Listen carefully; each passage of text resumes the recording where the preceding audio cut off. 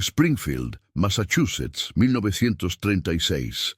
La sala de desarrollo del Springfield Armory está en silencio, a excepción del sonido rítmico de una lima contra el acero. John C. Garand ajusta por 10ª vez el pistón de gas de un rifle que aún no tiene designación oficial. Sobre el banco de trabajo, herramientas de precisión organizadas en línea. En las paredes, planos técnicos cubiertos de anotaciones manuscritas, cifras de presión, tolerancias mecánicas, diagramas de ciclo operativo. El aire huele a aceite de corte, grafito y metal caliente. El rifle frente a él representa una contradicción técnica. El ejército de los Estados Unidos había dejado claro que necesitaban un rifle semiautomático lo suficientemente simple para la producción en masa, robusto para condiciones severas y confiable para reemplazar por completo al Springfield 1903. Pero nadie había logrado equilibrar estas tres exigencias simultáneamente. Los rifles semiautomáticos existían, pero eran complejos, costosos y sensibles a la suciedad. Los rifles simples también existían, pero eran manuales, lentos y limitados. Garand intentaba crear algo que no debería ser posible, una herramienta que operara automáticamente el ciclo de recarga, pero que pudiera fabricarse por millones y mantenerse por personal común sin equipo especializado. Él levanta el rifle. El peso está distribuido, el centro de gravedad equilibrado, el cañón libre de obstrucciones visuales. Inserta un clip metálico por la parte superior del receptor. 8 cartuchos bajan en bloque. El cerrojo cierra con un sonido seco y preciso. Garand sabe que esta decisión, el clip en bloque, será cuestionada. Ya lo ha sido. Ingenieros de su propio equipo argumentaron que los cargadores desmontables serían más rápidos, flexibles y modernos. Garand escucha, anota y continúa refinando el sistema que eligió, porque no está diseñando el rifle más veloz, está diseñando el que pueda funcionar cuando todo lo demás falle. En ese momento de 1936, con la inestabilidad política en Europa y el recuerdo de la Gran Guerra aún vivo, las fuerzas estadounidenses necesitan algo que pueda producirse a escala industrial, distribuirse globalmente y ser operado por personas que tal vez nunca hayan visto un mecanismo semiautomático. Garand retira el clip, lo inserta de nuevo. El movimiento es limpio, repetible y simple. Anota un número más al margen del diagrama. La contradicción sigue ahí, pero está cada vez más cerca de resolverla. If stories like this help you see how engineering quietly shaped history, tell us in the comments what surprised you so far, and stay with us for the next chapter. John Cantius Garand nació en 1888 en Saint-Rémy, Quebec, Canadá. Hijo de una familia franco-canadiense, creció rodeado de maquinaria textil. Su padre trabajaba en fábricas. Garand aprendió pronto a observar sistemas mecánicos, a entender cómo engranajes, palancas y resortes interactuaban para producir movimiento. A los 11 años, su familia se mudó a Connecticut. Garand no tuvo educación formal en ingeniería. Aprendió trabajando en fábricas de herramientas y talleres mecánicos. Desarrolló una intuición para las tolerancias, los materiales y los ciclos de tensión. A los 20 años ya diseñaba pequeñas herramientas industriales. Su habilidad llamó la atención. En 1919, tras el fin del gran conflicto global, Garand fue contratado por el Springfield Armory. El enfrentamiento previo había expuesto limitaciones críticas en el equipo estadounidense. El Springfield 1903 era confiable y preciso, pero manual. Cada disparo exigía que el usuario moviera el cerrojo con la mano, lo que rompía la puntería, interrumpía el ritmo y reducía la velocidad de respuesta. Otras naciones ya experimentaban con sistemas semiautomáticos. Francia tenía el RSC 1917 y Alemania probaba prototipos. Estados Unidos necesitaba una solución propia y Garand fue asignado para encontrarla. La presión era inmensa. no solo técnica, sino institucional. El estamento militar era tradicionalmente conservador. Los cambios en el equipo estándar tomaban décadas. Los oficiales de mayor rango confiaban en el Springfield 1903 porque lo conocían bien. Cualquier reemplazo tendría que demostrar no solo superioridad teórica, sino una confiabilidad absoluta en condiciones reales. Garand comenzó probando sistemas existentes. Estudió el principio de retroceso, el sistema de gas y el cerrojo rotativo. Cada uno tenía ventajas y desventajas. El retroceso generaba menos piezas móviles, pero transfería más energía al usuario. El sistema de gas era más suave, pero exigía precisión en el control de la presión. Eligió el gas, no porque fuera más simple, sino porque permitía ajustes. El tamaño del orificio de gas podía calibrarse, la longitud de la varilla operativa modificarse, la fuerza del resorte de retorno balancearse. Esto significaba que el rifle podría ajustarse para diferentes tipos de munición, temperaturas y niveles de suciedad. Garand construyó prototipo tras prototipo, los probó en cámaras frías, en ambientes húmedos y con diversas cargas de munición. Cada fallo era documentado, cada ajuste medido. En 1932, el ejército realizó pruebas comparativas. El diseño de Garand compitió contra otros y venció. Sin embargo, la aprobación oficial tardaría 4 años más, ya que adoptar un nuevo rifle implicaba reformular la producción, el entrenamiento, la logística y la doctrina. Garand no se quejó. Continuó refinando, simplificó piezas, redujo el número de componentes y aumentó las tolerancias donde la precisión absoluta no era crítica, disminuyéndolas donde sí lo era. En 1936, el M1 Garand fue adoptado oficialmente. Pero la verdadera batalla de Garand no fue contra otros diseñadores, fue contra la inercia de un sistema que se resistía al cambio. El principio operativo del M1 Garand es elegante en su lógica. Cuando el cartucho se activa, la pólvora se quema rápidamente dentro de la recámara, creando una expansión de gases bajo altísima presión que empujan el proyectil por el cañón. Una fracción de esos gases se desvía a través de un pequeño orificio localizado cerca de la boca del cañón. Este orificio conduce a un cilindro donde aguarda un pistón metálico.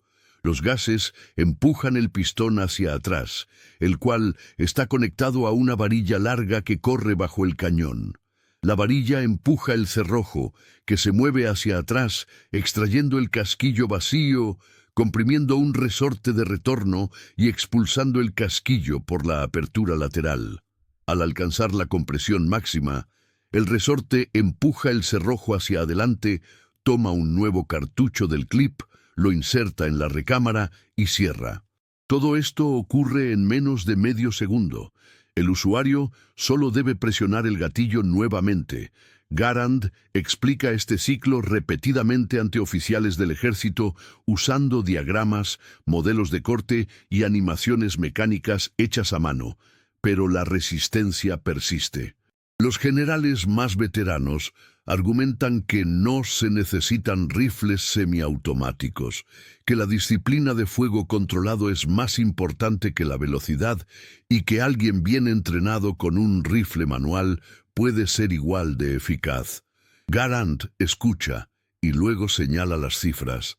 Las pruebas de campo muestran que con el M1 se mantiene una mejor postura de tiro, ya que no hay que romper la línea de visión para operar el cerrojo manualmente. Disparan, ajustan mínimamente y disparan de nuevo. La continuidad reduce el error acumulado.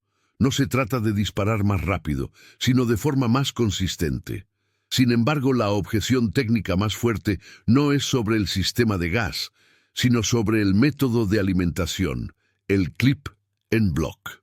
Garand diseñó el M1 para aceptar un dispositivo metálico que sujeta 8 cartuchos en línea. Se inserta el clip completo por la parte superior.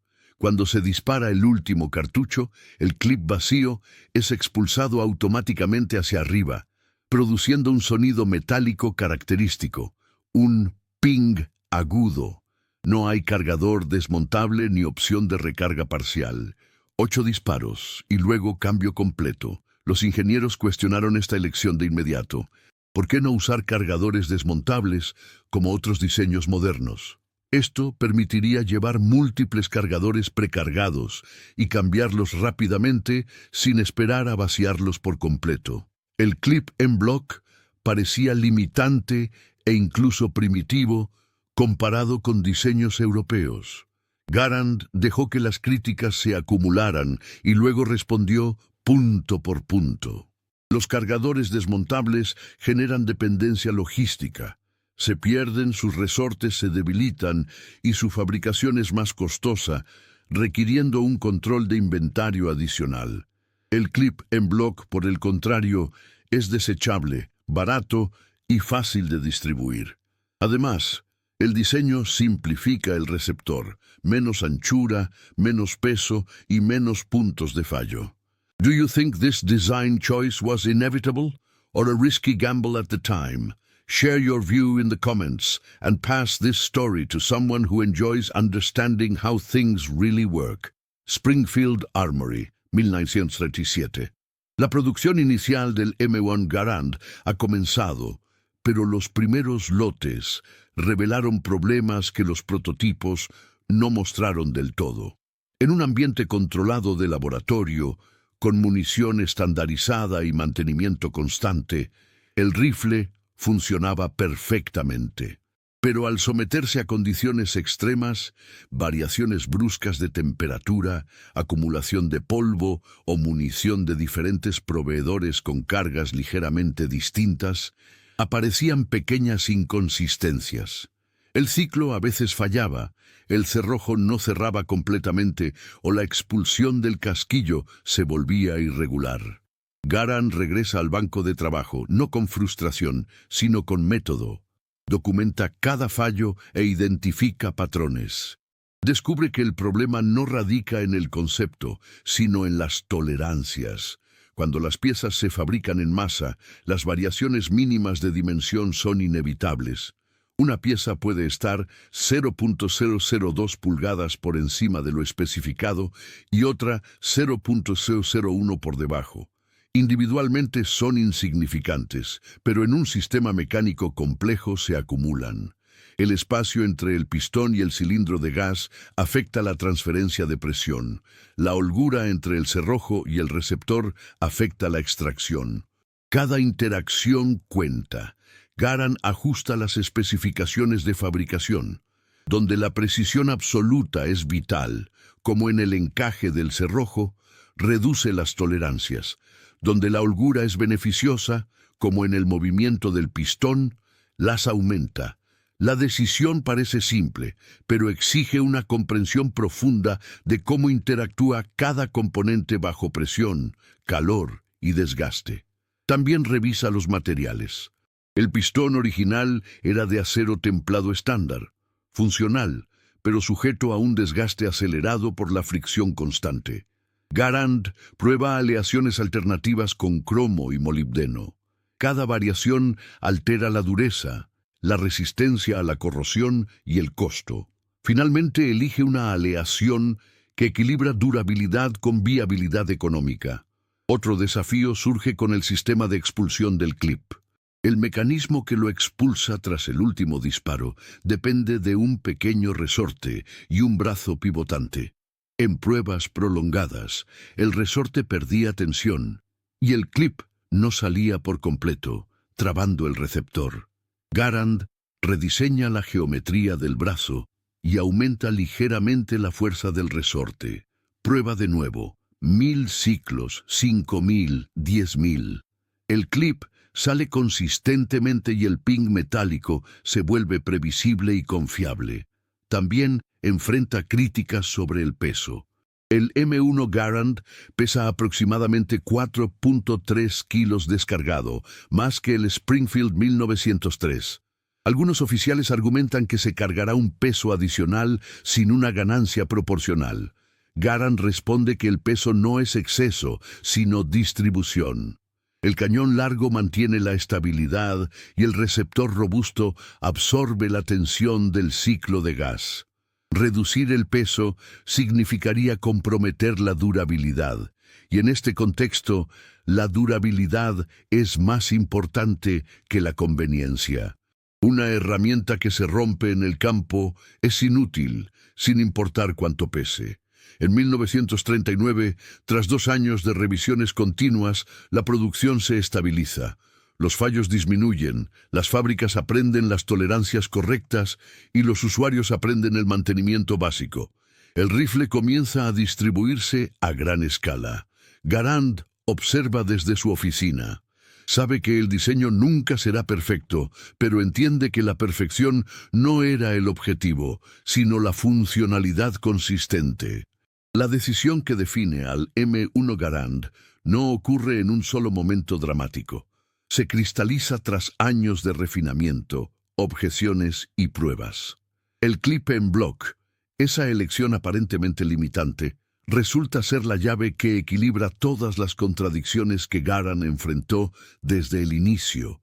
En 1940, con la producción alcanzando miles de unidades mensuales, el uso real confirma lo que Garand intuía desde 1932.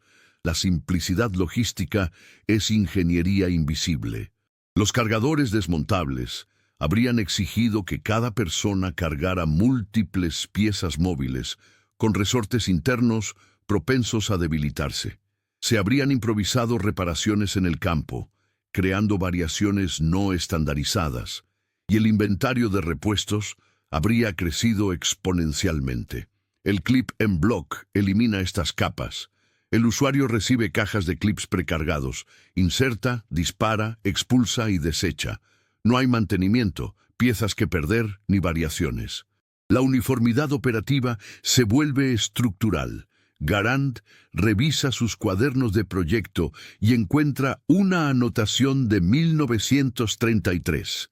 Un rifle de infantería no es una herramienta individual, es un componente de un sistema de abastecimiento. Comprendió temprano que el diseño debía considerar no solo la mecánica del objeto, sino la mecánica de la organización que lo usaría. La producción en masa exige estandarización absoluta. La distribución global exige resistencia a climas variados. Y la operación por millones de personas exige que el entrenamiento sea mínimo e intuitivo. El sonido del clip expulsado, el ping, que inicialmente se vio como un defecto, se convierte en una identidad acústica. Algunos ingenieros sugirieron silenciarlo, pero Garand se negó. El sonido confirma que el ciclo se completó, que el rifle está vacío y que es hora de recargar. Es una retroalimentación mecánica instantánea que elimina la incertidumbre. En ambientes de alta tensión cognitiva, una señal clara reduce el error. El ping no es un accidente, es diseño. En 1941, con la participación de Estados Unidos en el conflicto mundial, la producción del M1 Garand se acelera drásticamente. Las fábricas civiles se reconvierten y se entrena a miles de operarios. El rifle que Garand proyectó en la soledad técnica de Springfield ahora se fabrica por millones. Cada unidad pasa por pruebas de funcionamiento y el índice de fallos permanece por debajo del 2%. Para un sistema mecánico producido a tal escala, bajo presión y con materiales a veces variables, esto es extraordinario. Garand no celebra públicamente. Continúa revisando informes de campo y anotando sugerencias de mejora. Propone pequeñas modificaciones, pero la estructura central, sistema de gas, clip en block y cerrojo rotativo, permanece intacta porque funciona. Y funciona no por accidente, sino por decisiones conscientes tomadas años antes, cuando nadie creía del todo que un rifle semiautomático estandarizado fuera posible. El clip en block, la elección más controvertida, se convierte en la solución más robusta.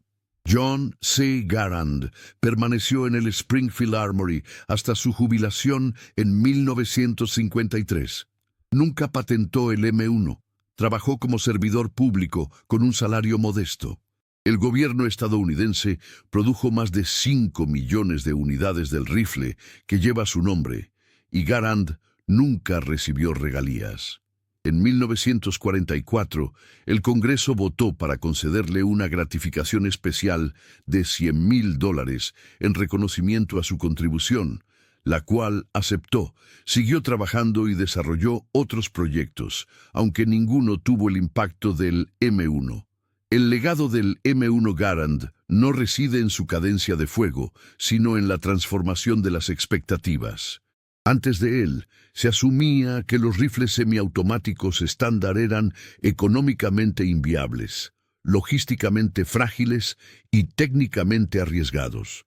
Después de él, las naciones reformularon sus doctrinas. La Unión Soviética desarrolló el SVT-40 y Alemania el Gewehr 43. Cada uno de estos modelos enfrentó las mismas interrogantes que Garand. ¿Cómo equilibrar la automatización mecánica con la simplicidad operativa? Muchos fallaron donde el M1 tuvo éxito porque priorizaron la velocidad sobre la confiabilidad o la flexibilidad sobre la estandarización. El M1 influyó directamente en el desarrollo del M14, que lo reemplazó gradualmente en las décadas siguientes, y este a su vez influyó en plataformas modernas. El principio de operación por gas sigue siendo dominante en los rifles actuales.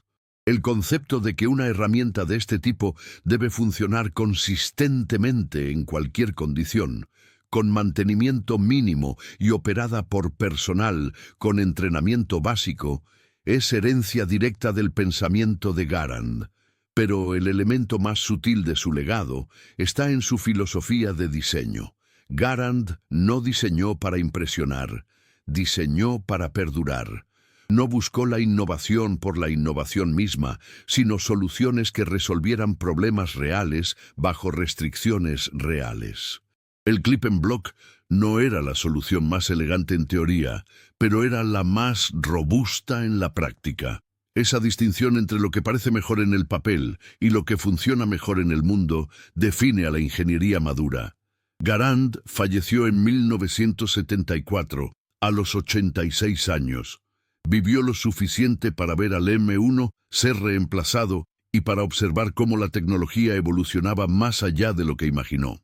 Pero también vio que los principios que aplicó, tolerancia a la variación, simplicidad logística y retroalimentación mecánica clara, seguían siendo relevantes. Porque esos principios no tratan sobre objetos, sino sobre sistemas, sobre cómo proyectar algo que debe funcionar en manos de millones de personas en miles de situaciones diferentes a lo largo de décadas. El sonido del clip, al ser expulsado, se convirtió en un recuerdo histórico, pero la lógica detrás de él sigue vigente. En 1936, Garand entendió que la ingeniería no es solo resolver un problema técnico, sino hacerlo dentro de un contexto humano, económico y temporal específico. Y es aceptar que la mejor solución rara vez es la más obvia, a veces es la más simple. Y la simplicidad, cuando se logra correctamente, es la forma más sofisticada de diseño. If you enjoy calm, true stories about how engineering shaped the world, subscribe to the channel, leave a like, and tell us from which country you're watching.